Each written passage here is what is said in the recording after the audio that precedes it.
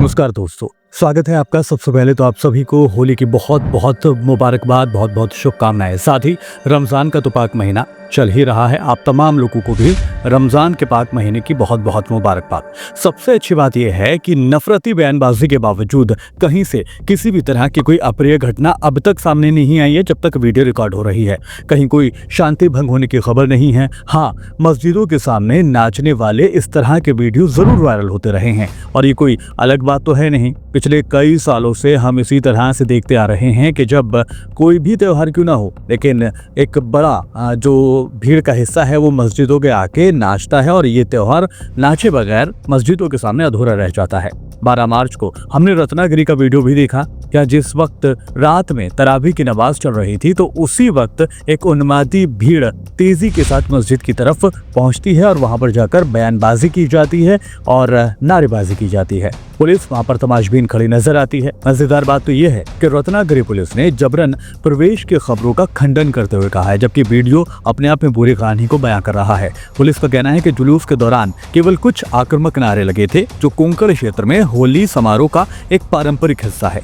वहीं मुसलमानों को ज्यादातर इस बात का अब अंदाजा हो चुका है कि त्योहार कोई भी हो, लेकिन एक उन्मादी भीड़ है जो मस्जिदों के सामने जरूर पहुंचती है और वहां पर जश्न मनाए बिना उनका त्योहार पूरा नहीं होता है। इसीलिए उत्तर प्रदेश के संभल, सहारनपुर, मऊ, अलीगढ़ जैसे दर्जनों जिलों में मुसलमानों ने अपनी इबादत गाहों को पहले ही तिरपाल से कवर करना शुरू कर दिया था ताकि किसी भी तरह का विवाद ना पनप पाए, लेकिन बहुत से लोगों ने इस पर भी एतराज जाहिर किया था। वहीं सूबे के मुखिया सीएम योगी आदित्यनाथ, जो हिंदुत्व का चेहरा होने की पहचान रखते हैं, आज होली के मौके पर भी वो अयोध्या, राम मंदिर के विरोधी, गो तस्कर जैसे लफ्जों का बखान करते ही नजर आए। यही उनका अंदाज बन चुका है।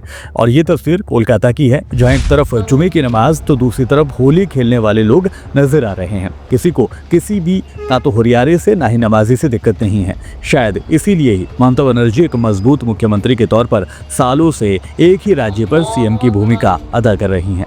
बात अगर संभल की करें तो संभल में बाकायदा सीओ साहब के धमकी भरे बयान का असर नजर आया। वहां सुरक्षा के लिए पुख्ता इंतजाम किए गए थे। दिन भर खाकी की चहलकदमी जगह जगह पर नुक्कड़ नुक्कड़ पर देखी जा रही थी। शहर शहर में इसी तरह के हालात नजर आए। कड़ी सुरक्षा के बीच होली मनाई गई। इतनी सुरक्षा की जरूरत होली पर शायद ही कभी पड़ी हो, लेकिन लोग अब बीजेपी को धन्यवाद भी दे रहे हैं कि आखिरकार बीजेपी ने इस तरह का माहौल बनाने में अपनी कामयाबी को हासिल कर लिया है और लोग अब डर के माहौल में ही अपने इस त्योहार को मना रहे हैं। वहीं दोपहर के वक्त जुमे की नमाज में मुसलमान पाक साफ कपड़े पहने और टोपी लगाए जुमे की नमाज अदा करने के लिए पहुंचे। सभी के चेहरों को अगर आप देखेंगे तो चेहरे पर एक संजीदगी बनी हुई है और दिल में एक हौल सी भी है कि कहीं कुछ हो ना जाए। वैसे हिंदू और मुसलमान जिनमें अभी भी एक दूसरे के लिए दिल में थोड़ी गुंजाइश बाकी है, वो लोग एक दूसरे के कल्चर का, एक दूसरे के त्योहार का एहतराम करते दिखे। मैं खुद अगर अपना वाकया बताऊं तो जब मैं नमाज पढ़ने के लिए जा रहा था, रोड क्रॉस कर रहा था, तो सामने से आ रहे रंग में रंगे कुछ लड़के मेरे नए कुर्ते पजामे को देखकर रुक गए। जी हाँ, इसी कुर्ते को देखकर।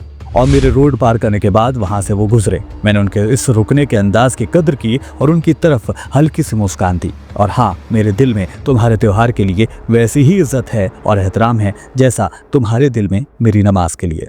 वही सबसे इतर गफूर भाई, रहमान भाई, अब्दुल भाई और परवेज भाई जैसे लोग गोश्त बेच रहे थे।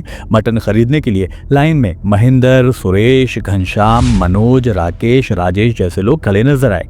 कहीं कहीं तो इतनी लंबी लाइनें लगी हुई नजर आई कि देखने में ऐसा लगा कि जैसे देश में अकाल पड़ रहा है और लोग राशन के लिए लाइन लगाए हुए हैं। और मजेदार बात यह है कि मटन खाए सुधीर, विनोद और बदनाम हो केवल अब्दुल, ये अलग तरह का जिहाद देश में चल रहा है। खैर, हिंदू मुस्लिम की बयानबाजी और आतंक, तिरपाल और नफरती बयानबाजी के बीच जुमे की नमाज हो चुकी है, होली खेली जा चुकी है। फिलहाल आज के लिए सब कुछ ठीक ठाक ही नजर आया, लेकिन ये आखिर नहीं है। अभी और भी त्योहार आएंगे और भी बयान आएंगे और ये आते रहेंगे, क्योंकि देश के सियासत की बुनियाद ही हिंदू मुसलमान रह गई है। भले ही स्टॉक मार्केट रोज क्रैश करता रहे, जीडीपी कहाँ जा रही है हम सभी को पता है, महंगाई रोज छप्पर फाड़ती रहे, देश यूं ही चलता रहेगा, क्योंकि ये इंडिया है और यहाँ ऐसा ही होता है। नमस्कार।